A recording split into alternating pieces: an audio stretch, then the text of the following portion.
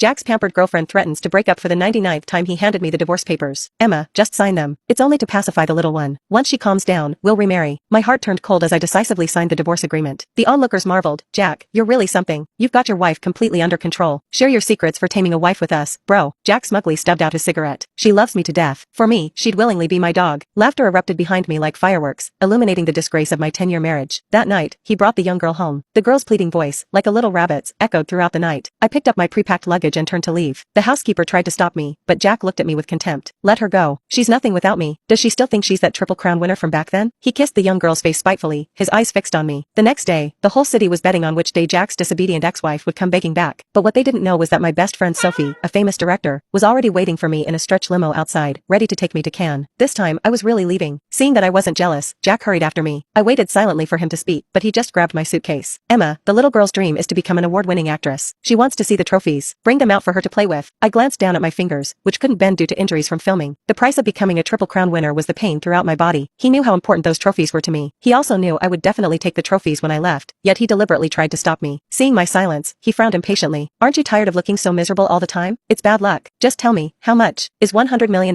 enough? Money? If we're really talking about money, how much would the prime 10 years of an award-winning actress be worth? I smiled bitterly, looking at Lily's face, which bore a 60% resemblance to my younger self. They say a man's loyalty is always to an 18-year-old girl. I wonder how long this girl, who debuted under the name Little Emma, could accompany Jack. I handed her the trophy, sincerely wishing, I heard you're from the same drama school? I hope your dreams come true soon. Seeing my obedient demeanor, he nodded with satisfaction and took the initiative to be nice to me. As long as you take good care of the little girl, I might consider letting you be her supporting actress. I smiled bitterly. Me, her supporting actress? Does she dare to accept that? Back then, because of Jack's words, I worry about you. Why don't you stop filming and just be Mrs. Lawrence? I announced my retirement at the award ceremony where I won Best Actress. The 10 years I spent in the Lawrence family were my most precious years from 25 to 35, but what he gave me in return was one affair after another, and now he wants me to be a supporting actress for his little girl. I picked up my luggage and turned to leave. At that moment, Jack viciously threw the trophy at me. Crystal shards flew everywhere, cutting my leg and leaving wounds of various sizes. Crimson blood flowed from my leg. He looked at me with cruel eyes, without a trace of pity. Emma, I'm letting you be Lily's supporting actress, and you dare to act proud? Without me, you're nothing. I made one Triple Crown winner. I can make another. You want to leave? Fine, take off all your clothes. Everything you eat and use. Which of it wasn't given to you by the Lawrence family? Lily hid in Jack's arms, trembling and crying with red eyes. Jack, don't fight with Emma because of me. It's all my fault for being delusional, wanting Emma's lead role. I don't want it anymore, okay? A year ago, my former friend in the industry encouraged me to make a comeback as the lead in his new movie, playing a mute female painter. I spent a year learning painting and sign language for this role, but just before filming started, I was notified that I had been replaced by Lily, the young girl Jack was pampering outside. Afterwards, he personally wrote an article praising the girl's acting talent and her young, delicate face. I became the laughingstock of the industry overnight. Everyone said that the once glorious Triple Crown winner would soon become the Lawrence family's discarded wife. Jack pulled the girl close and kissed her heavily, his eyes fixed on me. My leading lady role is only for obedient women. Someone, strip her clothes off. I looked at Jack with red-rimmed eyes. After 10 years of marriage, how could he be so heartless towards me? The housekeeper tried to reason with him. Mr. Lawrence, don't you remember that your wife just had a miscarriage last week?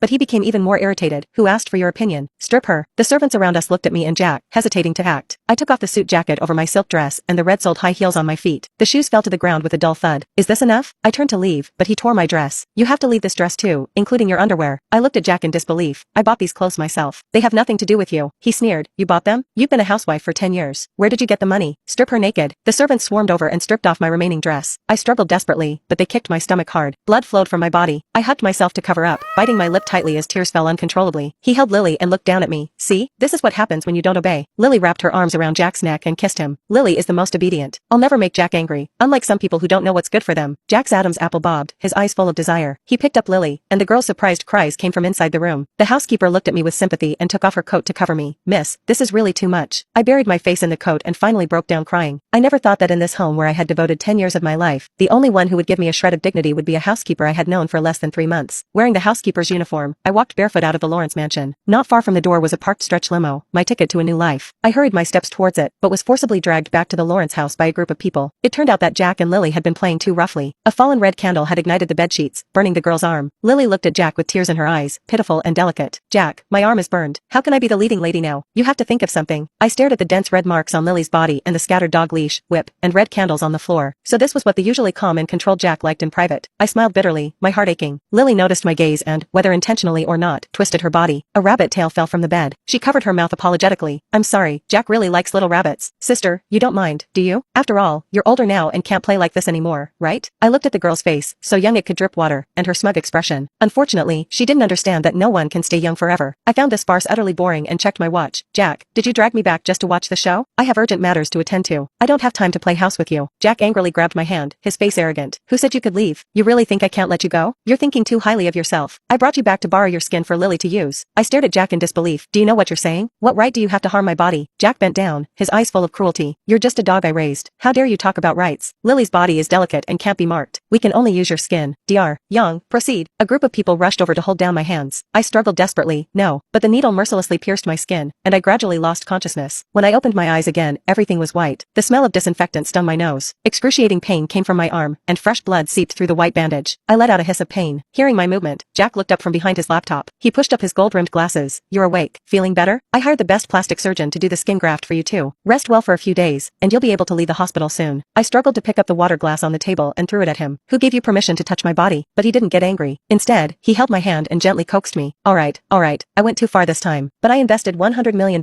in her movie and signed a $1 billion performance bond. I couldn't let her face be ruined, or I'd lose big. If you're upset, how about we remarry next month? Just then, a nurse rushed in. Miss Lynn has woken up and is causing a scene in her room. Mr. Lawrence, she's asking for you. Jack impatiently replied. There are so many doctors here. What use is it to find me? He sent the nurse away and continued to comfort me softly. We only signed divorce papers. We haven't gotten the official certificate, so it doesn't count. We've been husband and wife for so long. Why play this running away game? Aren't you afraid of being laughed at? Unlike me, who stopped at being a Triple Crown winner at 25, she remained unmarried and childless, dedicating herself to filmmaking and becoming the head judge at Cannes. She had heard about Jack's outrageous behavior and enthusiastically invited me to Cannes to film her new movie. She said, an experienced, mature actress like you is wasted on domestic trivialities. You should shine on the international stage. I have a new film here. Want to come? The word come turned over in my mind for a long time before I finally made up my mind and typed it out. I'm coming. We had agreed to meet yesterday, but unfortunately, I was delayed by Jack. I called her back. I ran into some trouble and was delayed. Tomorrow afternoon, wait for me outside the Civil Affairs Bureau. Congratulate me on being single again. Sophie's excited voice came from the other end of the phone. Really? You're finally willing to divorce? That's fantastic. The next day, to please the young girl, Jack took Lily and me to get our divorce certificate. As soon as the red divorce certificate was in my hand, he rushed off with Lily to get their marriage certificate. The staff members all looked at me with sympathy, but I happily handed out candy to them. The young girl who stamped my divorce papers looked at me with wide eyes, and soon she gave me a big smile. Sister, congratulations on your divorce. I accepted her blessing and walked out of the Civil Affairs Bureau building in high spirits. Sophie, wearing sunglasses, was leaning against a stretch limo. As soon as she saw me, she gave me a big hug. My leading lady, I've finally got you. Come on, let's go catch some stars. Looking at her passionate face, I remembered our days in the dance troupe. We were only 17 or 18 then. She danced male roles, I danced female roles, until the dance troupe was bought by a coal baron who wanted us to dance vulgar shows. On that starry night, the wind blew her hair. Do you believe me? If we get out of this hellhole, I'll definitely make something of myself. Come on, I'll take you to catch stars. Back then, we young people were full of dreams for the future. We quit our stable jobs at the dance troupe. We ventured into the entertainment industry. She confidently said she was tired of being manipulated by others. She didn't want to be an actress anymore. She said she wanted to be a female director, a famous director. I applauded her, and then we each went our separate ways. I once thought I was luckier, meeting Jack right after my debut. He shielded me from countless covetous gazes. He let me focus solely on acting, but I didn't know that the gifts bestowed by fate had already been priced in secret. The preferential treatment I was so proud of in my youth became the chains that trapped me for the latter half of my life. Fortunately, I had the courage to break those chains. I was about to board the plane with Sophie. Meanwhile, Jack was holding a press conference for his new movie with Lily. At the conference, a reporter asked, Mr. Lawrence, there are rumors that your relationship with your wife has changed. Miss Emma has already gone to Cannes with director Sophie to film a new movie. Is this related to your marital problems? Hearing this, Jack angrily swatted away the reporter's microphone. Which media are you from? I don't answer questions about my private life. Please focus on the new movie produced by Lawrence Entertainment. After the press conference, Jack couldn't help but dial that familiar phone number, but it kept showing, the number you have dialed is busy. Jack clenched his fist, wanting to smash his phone. A gossip account posted photos of me smiling and whispering with Sophie before boarding the plane. Jack looked at the woman in the photo again and again, wondering in his heart, was Emma always so fond of smiling? Then why did she always have a bitter expression when she was with me? Just then, sirens sounded outside the banquet hall.